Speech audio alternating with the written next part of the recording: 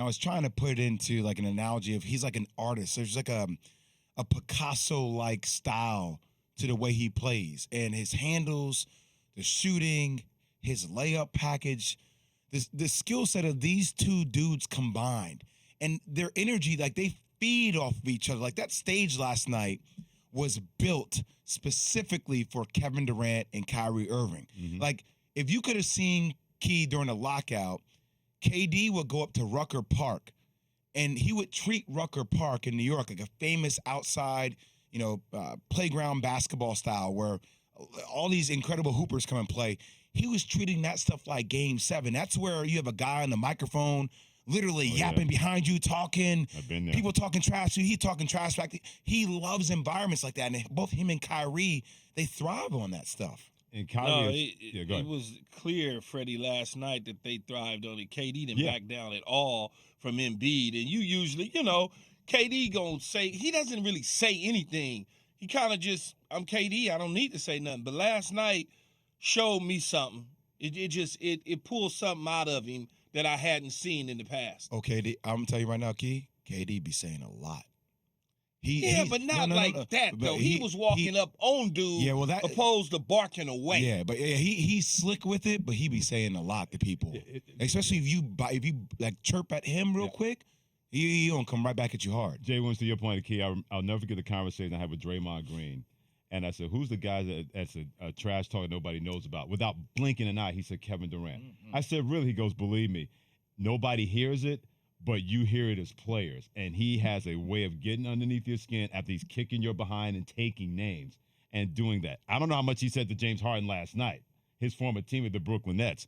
But whatever they didn't talk to each other during the pregame. Two things you saw. Yeah, Kevin Durant, James Harden did not talk to each other during pregame. And Joel Embiid and Ben Simmons did not talk to each other pregame. Yeah, that was not going to happen. But afterwards, you sitting there waiting on that. All I had all the different channels and angles on it. NBA TV. You had like your own megacast, didn't you? Yes, you did. That's like the JWill megacast of 76 and the Nets last night. All in it.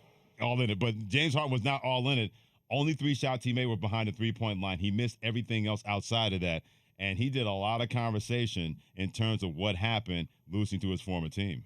I think, just missed shots. There's no excuses. I got to be better individually. Some turnovers were, just careless.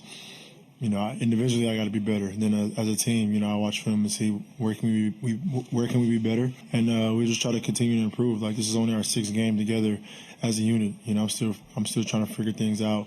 But tonight was good for us, man. We got our ass kicked, and since I've been here, everything has been sweet, and we've been winning games, and so tonight was good for us, and we get an opportunity to come down to reality, watch film and just continue to get better and making sure we hit the right strides. Well, that's good that he recognizes that, because JWill recognized it the other day as he was talking to Pat Costello, one of our producers, in Alan Yates, about Philadelphia hadn't played anybody in some of those victories that, especially the first couple of victories, Jay, where they was out there just looking like the Globetrotters on those teams. And you astutely said, wait a minute, man. They ain't played nobody. Y'all need to calm this down. Well, look, James Harden has a chance to do something different this year. First off, I give him credit. There's accountability there, right? I like the fact that every team has to go through adversity. They got beat up by Miami. He didn't play. Still don't know why he didn't play. If it was still the injury, that was only we'll never know. 2 games ago. Then they beat the Bulls, which is starting to make Key's point right about the Bulls, which hurts my feelings, but he's not wrong. And then obviously last night. So my thing is though, that still doesn't take away from the narrative that is following James Harden. I don't care what anybody says. When games are really, really big, a lot of us are still waiting to see who James Harden will be in those crucial moments down the stretch. Will he be able to answer the bell? And in an environment last night, it just seemed like James Harden shrunk. And it's something that we're going to pay attention to, especially when expectations are for this team to win a world championship.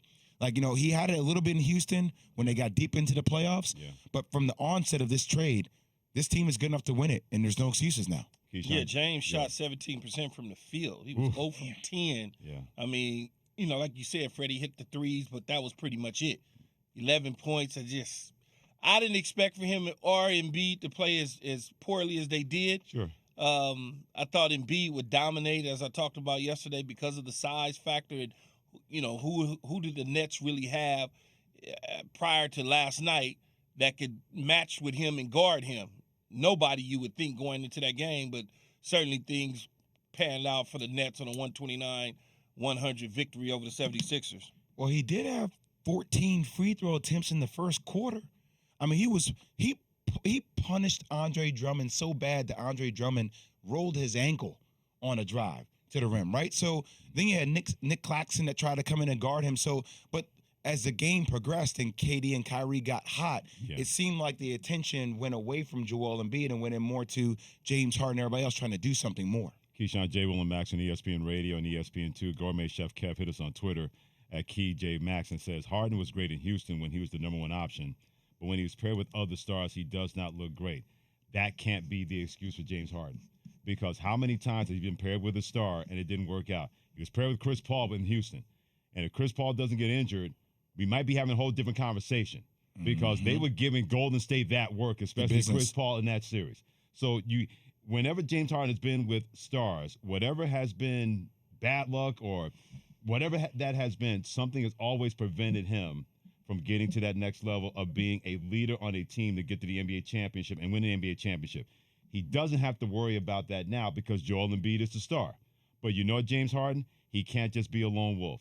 If Joel Embiid's going to step up, and I know he's going to, Jay and Key, then if you're James Harden, you can't just let him do it and not provide that kind of Robin to his Batman in Philadelphia. Jay, who's the best team in the East now? We got a chance to see the two that people thought was the best. Who's the best? I would say the Milwaukee Bucks. And I would have said, Key, the Brooklyn Nets, but I think the KD injury and that hole that they got in right now, I really think they're in a precarious situation. Thanks for watching ESPN on YouTube. For live streaming sports and premium content, subscribe to ESPN Plus right now.